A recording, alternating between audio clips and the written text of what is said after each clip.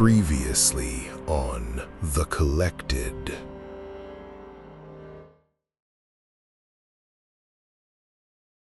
Sigrun stood beside her. She was already looking at the garden with the focused attention she brought to everything, cataloging, assessing, building the record in her head before anyone had said a word. Margaret looked at them for a long moment. She was not a woman who frightened easily. She had buried a husband, a son, and a best friend of 40 years.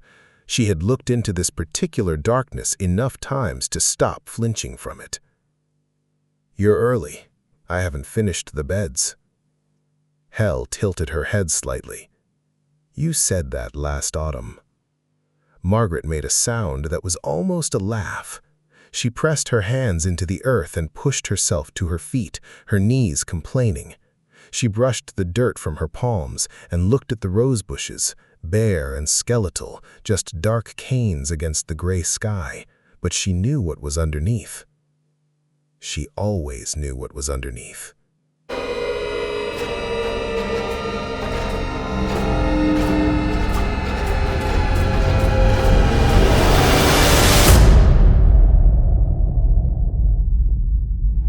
Episode 3.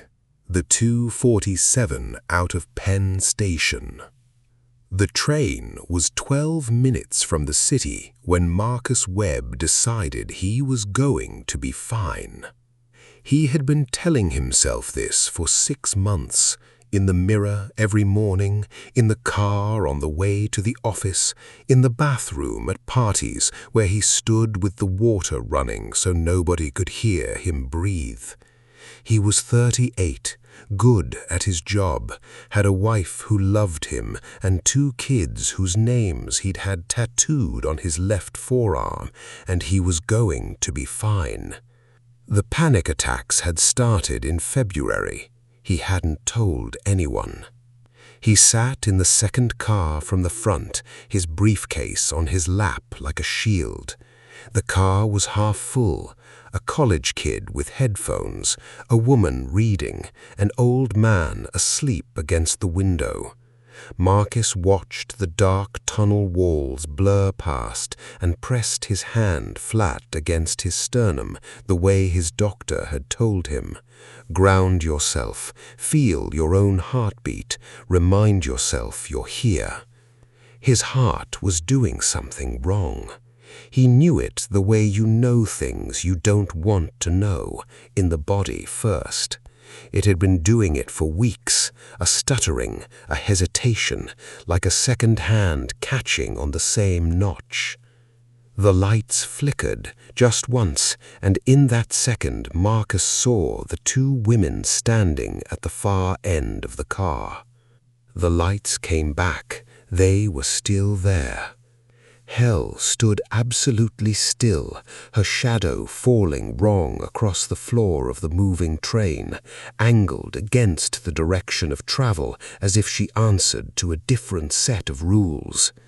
The cold in the car dropped noticeably, not the cold of the AC, but something older and more deliberate, coming from her the way cold comes off deep water. She was watching Marcus with those flat, lightless eyes, and the watching had weight.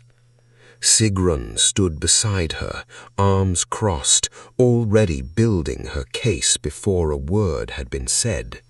Nobody else in the car reacted. The college kid hadn't looked up.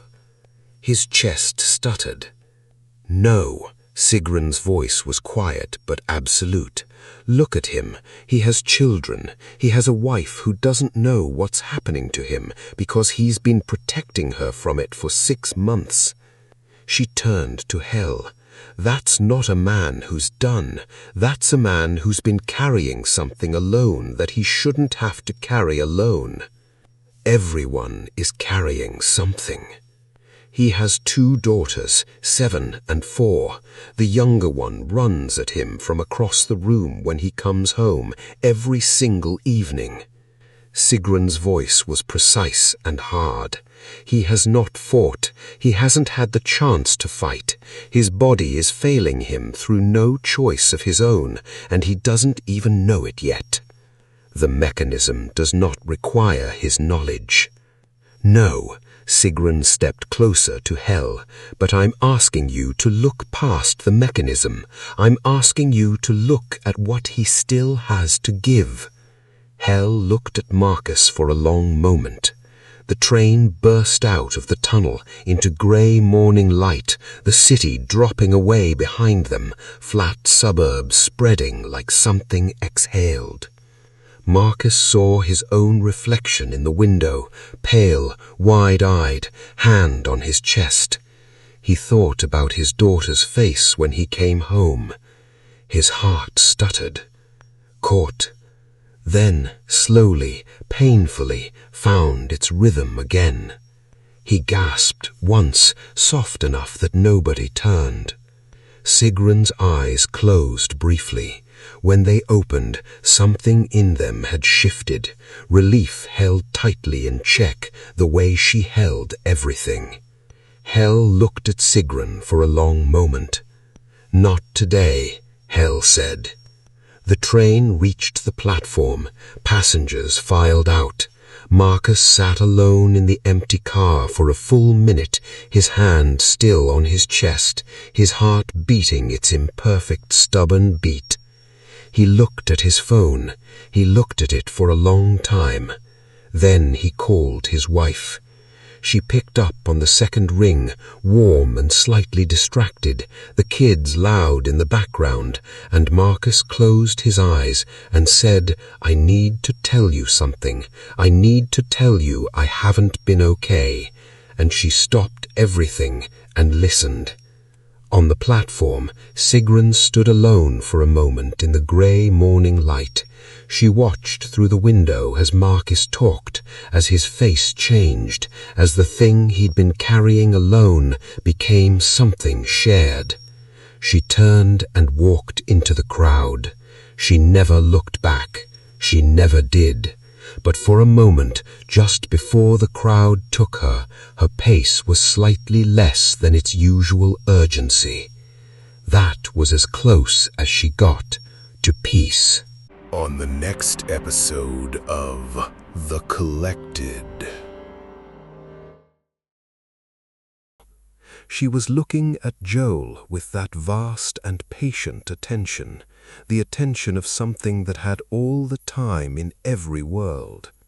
Sigrun stood by the window, the highway light cutting across her face, her eyes already moving, already reading the room, the bottle, the silent phone, the untouched bag, the 17 missed calls she could see without looking at the screen. Joel didn't see them. He was staring at the ceiling. Then he blinked, sat